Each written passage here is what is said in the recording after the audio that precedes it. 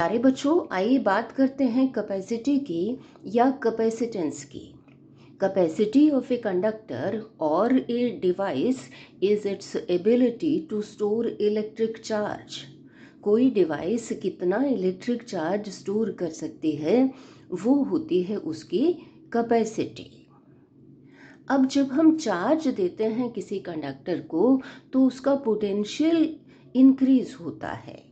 It is found that potential V is directly proportional to charge Q. अगर हम charge को increase करते हैं तो पोटेंशियल इंक्रीज होता है उसी प्रोपोर्शन में जिस प्रोपोर्शन में हम चार्ज इंक्रीज करते हैं। That is why they are directly proportional. और we can write Q is directly proportional to V।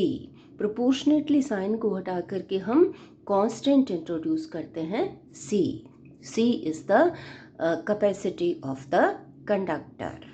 यहाँ से हम लिख सकते हैं C is equal to Q over V और डिफाइन कर सकते हैं कैपेसिटी को। Capacity of a conductor is the ratio of charge on the conductor to its potential. और किस तरीके से डिफाइन कर सकते हैं? If V is equal to 1 unit, then Q is equal to C.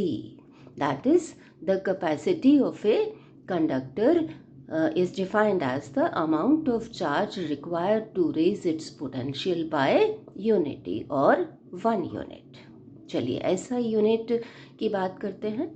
SI unit of capacity is farad. अब capacity 1 farad कब होगी? SI unit of charge is coulomb, that of electric potential is volt। तो जब Q 1 coulomb होगा, V 1 volt होगा, उस case में C जो है कितना होगा? 1 farad.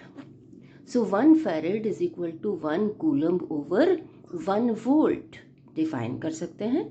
Capacity of a conductor is said to be 1 farad if 1 coulomb of charge is required to raise its potential through 1 volt। यहाँ से हम लिख सकते हैं 1 कूलम्ब ओवर 1 वोल्ट। 1 वोल्ट को हम लिख सकते हैं 1 जाउल ओवर 1 कूलम्ब। वोल्ट है इलेक्ट्रिक पोटेंशियल का यूनिट, पोटेंशियल होता है work per unit charge. Work का यूनिट जाउल और चार्ज 1 कूलम। तो ये आ गया coulomb square over 1 joule.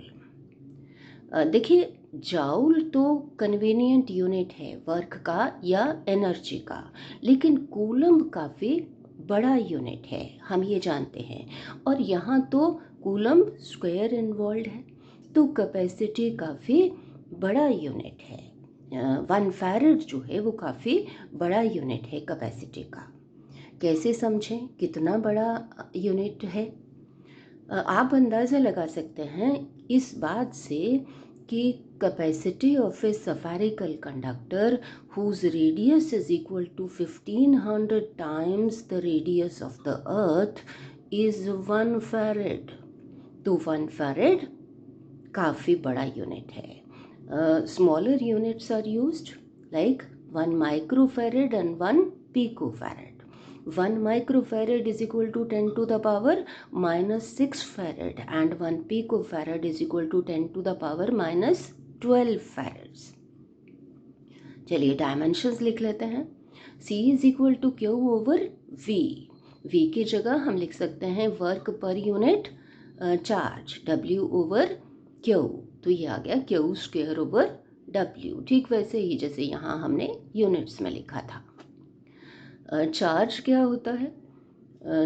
Current. Charge is equal to current into time, क्योंकि करंट क्या है? Rate of flow of charge. Charge flowing per second और charge per unit time.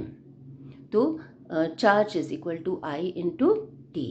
आई current यहाँ आ जाएगा Q स्क्वायर की जगह I square into T square. Work को लिखते हैं फोर्स इंटू डिस्टेंस। यहाँ से करंट की डायमेंशंस क्या होती हैं? A एम्पियर से, तो A स्क्वायर आ गया। टाइम की dimensions T raised to power 2 और यहाँ force mass into acceleration, mass m1 l1t minus 2 acceleration और ये distance l raised to power 1. तो ये आ गया e raised to power 2, t raised to power यहाँ 2 और t raised to power minus 2 ऊपर जाके t raised to power 4, m raised to power minus 1 ऊपर जाके, l raised to power ये हो गया 2 और ऊपर जाके l raised to power minus 2. चलिए अब बात करते हैं कि कैपेसिटी किस चीज़ पर डिपेंड करती है. Capacity depends upon shape and size of the conductor. Secondly it depends upon the relative position of conductor from other conductors. जैसे कि पैरेलल प्लेट कैपेसिटर में अगर हम इस कंडक्टिंग चार्ज्ड प्लेट के पास लेकर आते हैं दूसरी न्यूट्रल कंडक्टिंग प्लेट जिसको कि अर्थ से कनेक्ट किया हुआ है, तो इसकी कैपेसिटी इंक्रीज हो जाती है. Capacity of parallel plate capacitor depends upon the area of the plates, distance between the plates and the medium between the plates. So ये हम आगे डिटेल में पढ़ेंगे. Thank you.